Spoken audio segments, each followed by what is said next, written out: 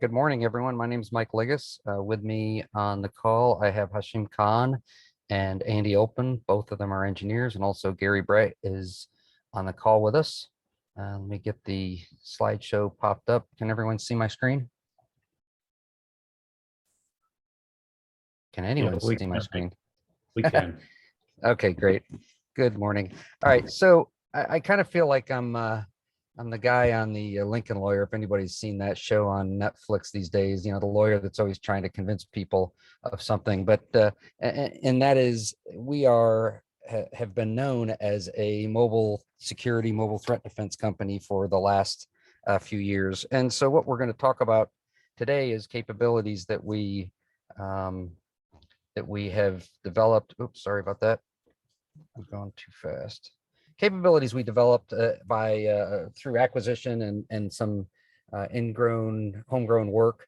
We are now not only a mobile threat defense company, we are a cloud security company. And so we have a complete platform that allows agencies to protect not only mobile devices, but any endpoint, whether it's a Windows, laptop, desktop, a Mac device, a Linux device, Android, iOS.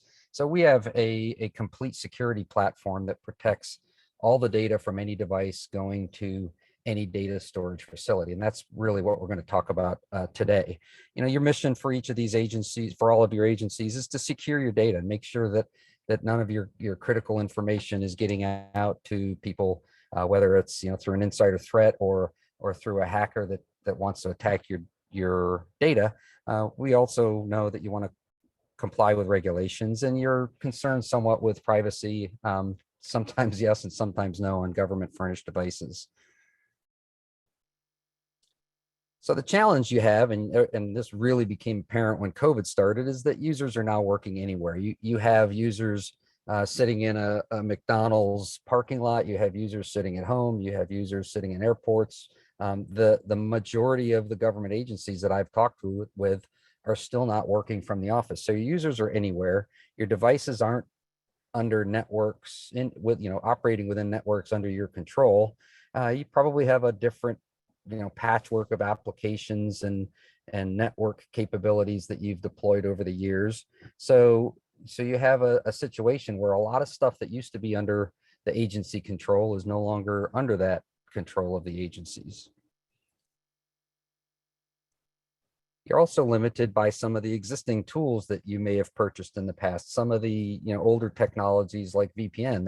There are new technologies available that do a VPN-like capability, but you can create much more of a customized environment through microsegmentation, and something that a VPN cannot do. VPNs, they can allow a hacker to move laterally once they get through the VPN, or if they get through the VPN.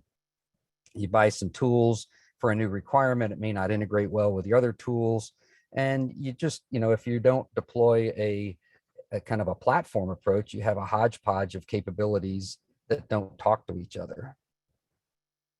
So what Lookout has developed over the past basically about 18 months after we had acquired Cipher Cloud is that we've integrated our mobile endpoint security. You'll see in the green bubble, that's our core legacy product, and we integrated that with the capabilities that we have taken on through the acquisition, and that's the Cloud Access Security Brokerage, the Zero Trust Network Access, and the Secure Web Gateway.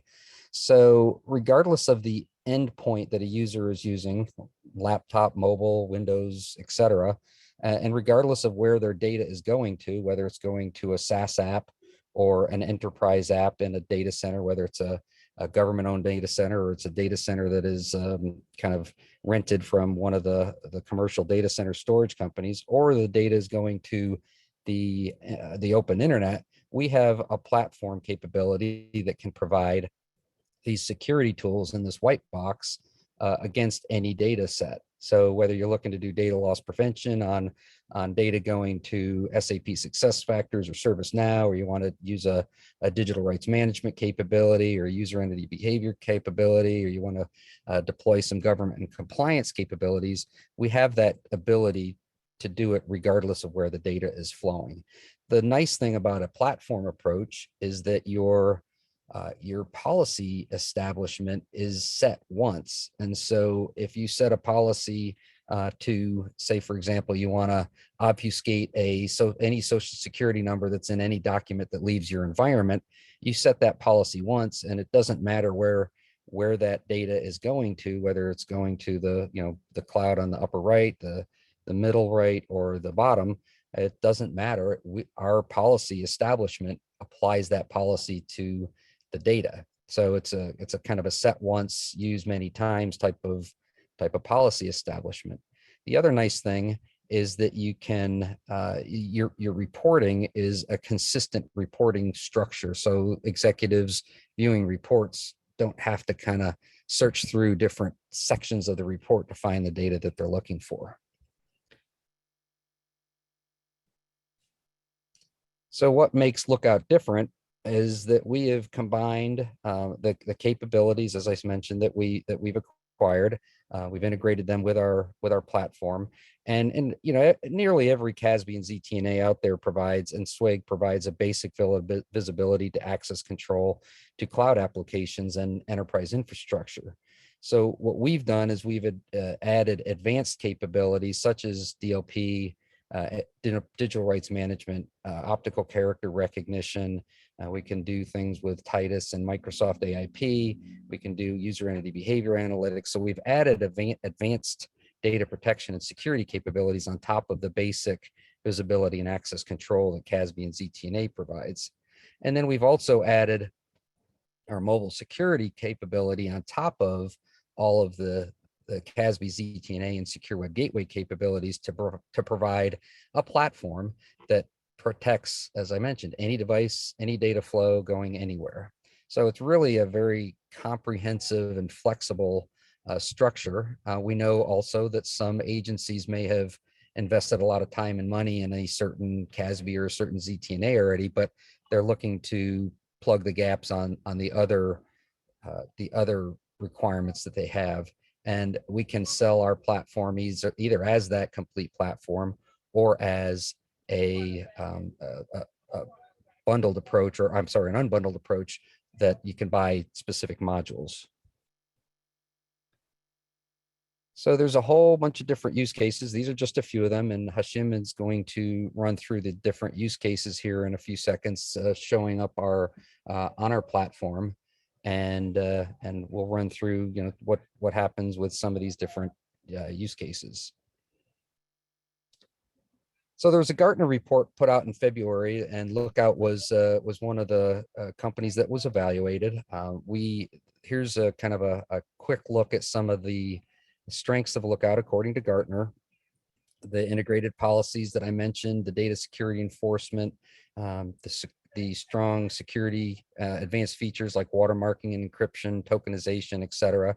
Malware threat detection are integrated through that platform, and the platform is built in a native function. So the Secure Web Gateway, the ZTNA, and the CASB were all built together. They weren't bundled together. They weren't bolted together. They're built as an integrated fashion. So what you have in the end is a strong sales strategy. And Gartner, we like this quote. Gartner says that if you're looking for a comprehensive security services edge piece, that solution should be, you should consider Lookout.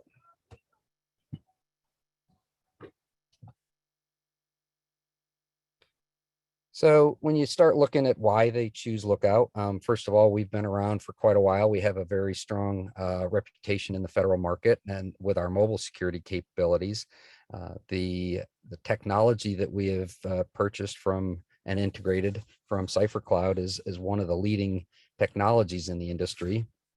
And you have that, as I mentioned a couple of times, you have that single platform approach, which really provides a really good overall visibility to the threats and the data. So I didn't mention this, but we are FedRAMP JAB authorized, and that our complete product set is in the JAB. The advantages of a JAB authorization over an agency authorization is that the agency's do not, if you have an agency authorization, the agency is responsible for doing an annual assessment. With the JAB authorization, the agencies are relieved of that responsibility, and the JAB takes care of that annual security assessment. So it's a pretty good deal for the agencies because it really lessens their workload. So we're located, headquartered in San Francisco, but we have our federal offices in Reston, Virginia. We have a federal team of about 10 or 12 people, and we also have a state and local team. So if anyone is interested in, taking this to the SLED environment, we also have a full state and local team. So that's my portion of the presentation. While I'm still here, does anyone have any quick questions for me?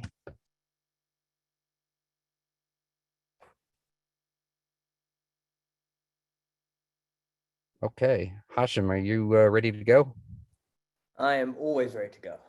All right, you're up. All right, brilliant. Everyone can see my screen, yes? I see the Microsoft sign-in screen, yeah. Okay, perfect. So, hello everyone, my name's Hashim Khan. I'm a solutions engineer here at Lookout. Today I'll be walking through some of my favorite parts of the console. So, like Mike said, we do mobile endpoint security, CASB, ZTNA, SWIG, the whole 9 yards. Today I'm going to be really focusing on the three CASB, ZTNA, SWIG, first from the eyes of the user, and then I'll go into the back end as well and show you from the eyes of the admin. So Zero Trust Network Access, ZTNA, enables secure context-based access to applications hosted in infrastructure as a service, such as AWS, Azure, Google Cloud, your private data environments, things like that. In this case, I'm using O365. When I access this particular cloud, Lookout is able to grant access based on the context of the user. So in this particular case, I tried to access the cloud outside of work hours. It was like 4 a.m. I wanted to access my files, but there was a policy in place which wouldn't allow me to do so. The key points about our zero trust is that you have to assume compromise. The network isn't, you can't trust it even internally. All communications need to be encrypted. Your location, inside or outside, doesn't matter. Your user or entity identity needs to establish trust. So I'll show you here, when I try to access the cloud, I sign in as I usually would.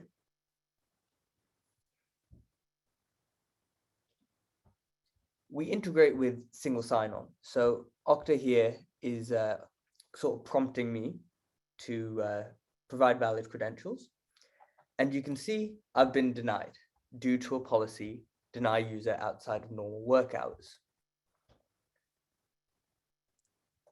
Now, I turn that policy off and I'll try and access the cloud again.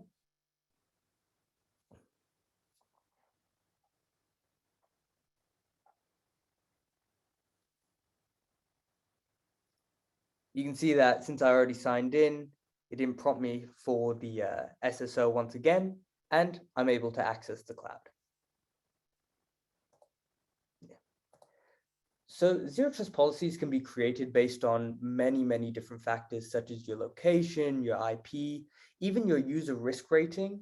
As a user, if I'm constantly doing DLP violations or anything like that, excuse me, then we would take that into account when granting access to the cloud. So this pairs with our user and entity behavioral analysis, where a user can be denied permissions due to their anomalous actions. For example, if I'm logging in from DC right now, and then from San Francisco in an hour, or if a user typically downloads, say, 5 files a day, but then suddenly jumps to 200 files, which is usually an early warning sign of insider threat, then Lookout is able to detect and take actions in response to that. So here are the files in my cloud. This is what I do on a normal day-to-day basis. And more specifically, I'm going to be looking at the important files. The first is the copy of the social security number. Now, this is our CASB features.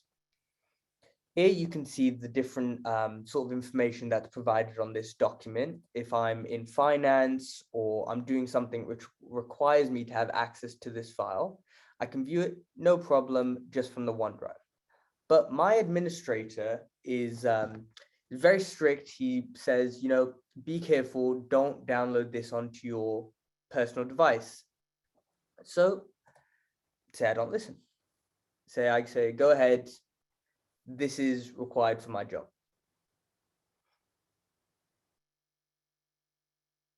When I download it, I'm challenged. Here it says that I have to put in an input saying why I need this, a specific justification for this type of file. Now, this input right here goes straight to the admin, and right here, this challenge that can be altered depending on what the admin wants to put.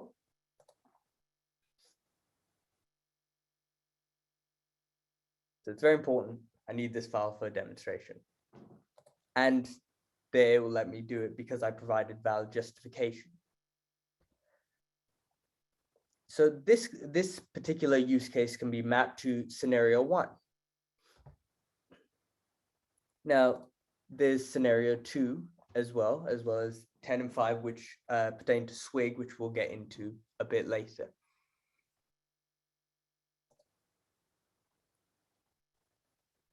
So on the flip side, if a user was trying to upload a document that had sensitive info or even malware, Lookout is able to block and apply policies to the file.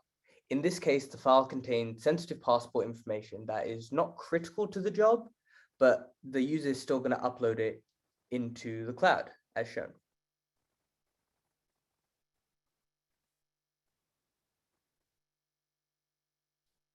Now, when anybody else has access to this particular file that was uploaded, the admin had a policy in place which redacts the passport number.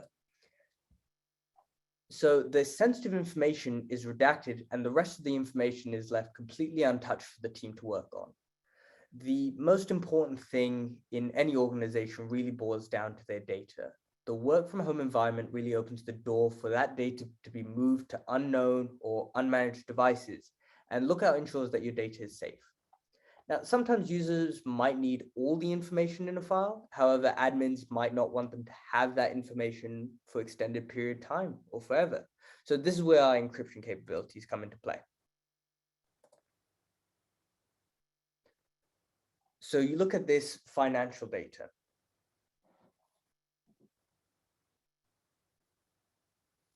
Just some credit card numbers that are on a file that are sensitive in nature. When I try and download it, you can see it downloads in a slightly different way. This is due to the encryption. There was a breach a few years back where an individual downloaded thousands of sensitive files with the intent to give that to a competitor. Now, if they had Lookout installed, what would have happened is when the user tried to access those files that they had downloaded that had sensitive information in them, they would be challenged and have to go through re-authentication. So you can see I'm putting in my email address and I have to re-log in to the excuse me, to the cloud. So if the user leaves the organization or is fired and their credentials are revoked, they wouldn't be able to get past this and they wouldn't have those files to give. So the final use case in our DLP situation is this. So there's some sensitive names in the sense of some medicine here. And as you can see, when it's downloaded, it is masked. So it's just, in my opinion, redaction is very big, blocky. It gets the information out the way, whereas masking the information, it allows it to be smooth, no sense whatsoever. We also integrate with Microsoft AIP. So if the metadata of the specific documents is classified by Microsoft as a classified or sensitive document, we can take that into account when analyzing the file. So a common action for this, for Microsoft AIP marked files, is to watermark the file with a word like confidential or sensitive or not for external use. So the DLP features also extend into email. So where a user is incorrectly adding a file, or if they're, when you send an email to your colleagues, you can mistype the name, mistype the email address, Lookout would see that and remove that external user, but still allow the email to go through to the internal user. So the user wouldn't see anything out of the ordinary, but they would get a notification saying, hey, you added an external user, but the intended recipient on the internal side would receive the email. Our optical character recognition as well also plays a big part. So you can see I have a social security card image. By using OCR, we can see that data, and it allows the DLP features to be applied to that, regardless of whether it's an image, if it's a file, a PDF, whatever. Your data would be secured no matter what format it is. Okay, so that's our nice little CASB. The next feature is our SWIG. So let me drag over a window here. So the SWIG can be mapped to use cases 5 and 6 and even scenario 2.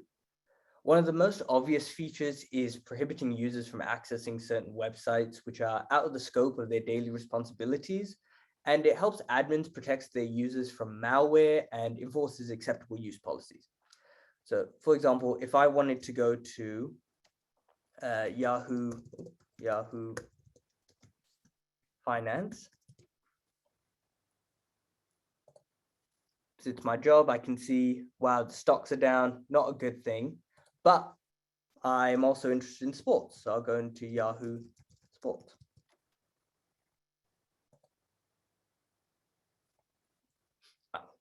So the issue here is I'd not been going through the forward proxy, but what typically happens is the proxy would block this, and I believe I have the video of that here. That's why. So you can see when I go to a sports website, such as ESPN, the access is denied due to a compliance policy. This is done through forward proxy, which I hadn't set up at the moment. But it goes through a forward proxy, which denies anything which the admin deems unacceptable. This is particularly important for phishing. Phishing attacks nowadays are extremely prevalent due to the work from anywhere environment. Phishing attacks can happen based on your home network, your external network, anywhere you are, a phishing attack can occur. And our SWIG capabilities allow for us to protect the user from those types of threats. So let's take a look at the platform from the perspective of an administrator. Pull up a window.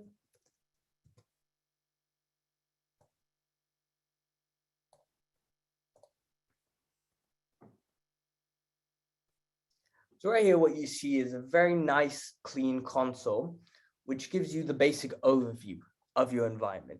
You can see the types of anomalies, the activities, what's going on, and as well as a detailed analysis. Now, clicking on any one of these will take you into our activity and audit logs, which it gives you a very granular look into your environment.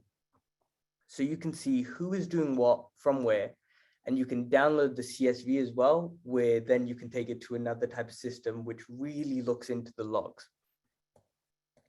Another thing that we offer is if you go to Administration and Insights Investigate, we take a look into very specific types of events.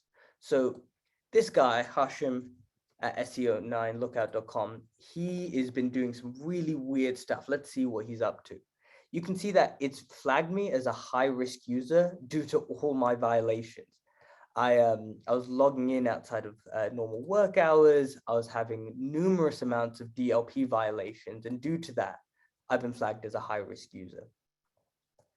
Not only can you download this sort of information as well, but you can also click on the binoculars and view it as a JSON file, which allows you to get the most granular look into your specific events and what's going on.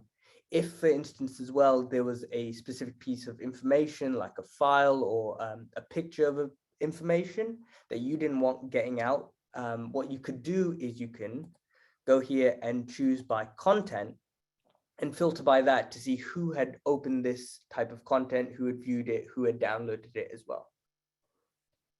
If you go here to Cloud Security Posture Management, you'll notice that CSPM monitors the security and compliance posture at the resources level that compose the custom cloud application and workloads organizations have deployed in their public cloud environments.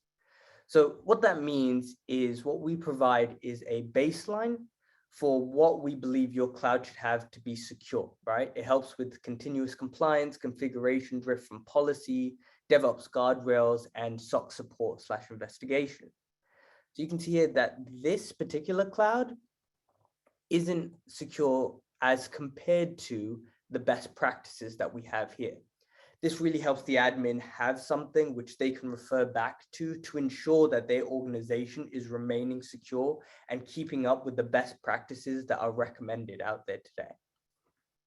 This also goes into your cloud data discovery. By doing so, cloud data discovery has incremental scans. You can run it one time, you can run it once a week, once a day. What it'll do is it'll go through your cloud environments and look for violations from the policies you set. Like Mike said, it's very easy because you can set one policy and apply it to everything you have. You want to make sure that, say, social security numbers don't get out. You can have a policy for that. We have a pre-configured list of many, many different types of data formats. So it's very easy for you to plug and play. Here with Cloud Data Discovery, you can see that I had some files with some Top Gun call signs in it. And I wanted to see how many of those files were viewed, had violations in them, and I was able to see that. So when a file does have a violation, what the admin can do is choose to quarantine it.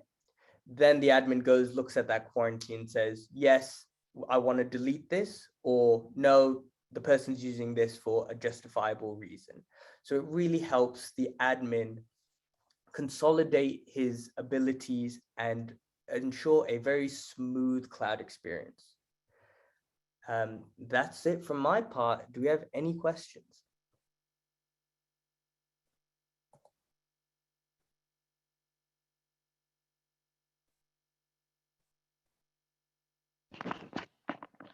Hey, Hashim, can you hear me? I got one question. Sure. So, what kind of relatively new to this area? What kind of zero trust features that Outlook, that you guys Lookout has that AWS or Azure does not have it? What is the differentiation here? Okay. I believe Andy, I think you'd be better at answering that question. So was your question specifically about what features we have available that aren't available there? Yeah, what are your unique features that we don't see it with AWS today? Sure. So a couple of things. First and foremost, our platform applies across all cloud environments, SaaS, as well as if we start to talk about ZTNA for internal applications, which allows a single policy to apply to all these locations. Also, our data protection is very, very strong. We have something like 800 different data types that can be combined with other file metadata and other ways of identifying what information is in the files.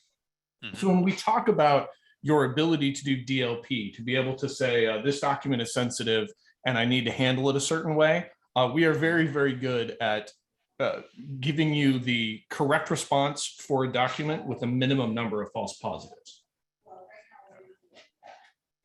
Okay. I'm not sure if that was granular enough, if that answered your questions, or if there's other stuff to go into. No, I think it definitely helps. But as a government guy, I'm trying to see. I think some of the examples you provided, we already have it. Say somebody asking for sensitive, what we call the personal identifiable information. Yep. We have it today. And the government guys cannot just download any software of their choice without the administrator privileges. So I don't think the government guys can just go download the files left and right as they feel. That is not possible. But I'm seeing some of, so when you give those 3 or 4 or 5 examples, the list can be humongous, right? You gave a Correct. couple of examples: email attachments, watermarking, social security redacting. Uh, but when the phishing or attacking happens, there could be happening in a million number of ways. So how does your software has the ability to say that, hey, this is an authenticated user, or when the user is asking these kind of data, how do we control? Because the possibilities are endless from the hacking perspective. Oh, 100%. So what we do is Mhm. we have a combination of contexts that we use to make our policy decisions. So certainly the user is one of those contexts, right? So we can apply different policies to different user groups. That's important, right? But the other context also includes the data. And when I talk about the data, um, it's important to also think about that a data with a social security number, that may not be enough, right? So you may want to have one policy for social security number, but let's say we're talking about some kind of healthcare organization. They may need to handle HIPAA data differently. And that HIPAA data also may contain a social security number. So we have a very complex set of rules to identify a HIPAA document with a social versus a regular document with a social, right? So that's kind of the next step. But we're also taking information about other things like where's the user logging in from? Hashim mentioned the user risk, right? So is the riskiness of this user based on their activities and their behaviors, is that something we consider acceptable? We can also look at the data about the endpoint itself, right? So are they coming from a corporate managed endpoint, or is this some kind of like personal device? Now, I know a lot of times you're not going to allow personal device in government, but it can change a little bit when we start looking at the cloud, right? How do I restrict have a cloud native world where I can access my data wherever I want to, but still limit what happens on the endpoints, right? So all of these contexts can come together to make very complex policies where you can decide how to handle data on any given moment based on all of these factors combined. So I know my answer is high level, but did that kind of make sense? Yeah, I think it helps definitely. So one question related to that is, do you have a use case that you are currently either recently completed or working with any government agencies? Any of this currently, recently completed, but on the government side? So this is Mike. So the short answer is yes. I can't disclose who it is at this point on this call, but we do Mhm. have we do have a couple of government customers using our Okay, SSC capabilities today, and we can touch base after. sure. Can I inquire which agency you're with? Now I'm with the Department of the Navy, Naval Air Systems Command. Okay. So in the again, I understand you can't talk it in this forum, but if I want to talk with you offline about that specific use case, because in the government space, there are a lot of, with all the cyber vulnerabilities, we do have a reasonably good protection, but again, nothing is 100% proof. So these things can be added on. Several hundred scenarios can be added.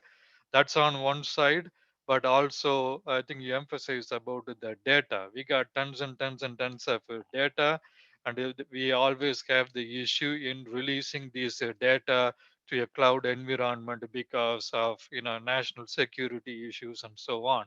So so those issues need to be discussed when we are talking with the government folks. It is not how do we make use of the data even within the government folks, and especially when you want to work with a developer and they say that, yeah, please provide all the data, and the government guys hesitate in case you guys screw this up. Our career is on the line here. So those things are really concern for us. Yes, we completely understand, and we've been doing Yeah. federal work for many years, so totally understand that. Right. Yeah. So the government guys sometimes take the option of don't want to even share the data, because if something goes south, which is what we see almost on a daily basis, we are in trouble. And so So it is a lose proposition is what we currently have today. I understand. And that's our job, Okay. is to protect the data. But yes, Yeah. look forward to a follow-on Sure. conversation. Chris can help you connect with us later. Yeah, absolutely. Thank you. I don't want to hog all the time. So thank you very much. Yeah, great questions. Thanks. Yeah. Any other questions?